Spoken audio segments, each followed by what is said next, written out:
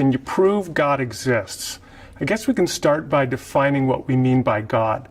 Most people who have thought hard about this issue, philosophers and theologians, would say that God is a necessarily existent agent who is omniscient, omnipotent, and perfectly good, and who created everything. So asking whether we can prove God exists means, can we prove that being exists? Well, what do we mean by proof?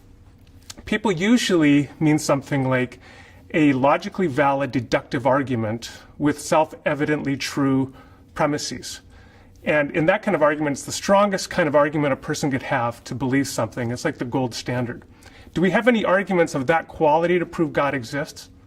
One of the problems is whenever you get enough smart people in a room together, you'll always find people raising questions about one or another of the premises of an argument. So in that sense, probably not. But then the fact is that there's probably no arguments in philosophy, or at least very few, that meet that lofty standard.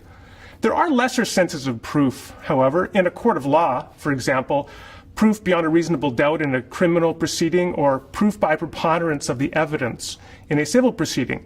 And in those lesser senses of having evidence for the truth of a proposition, you could provide evidence or proof that God exists.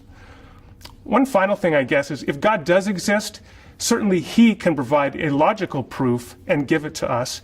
And in that sense, that could come through reason, through reflection. So it may be that people do come up with a proof in the highest sense for God's existence, but I don't think probably we've done it yet.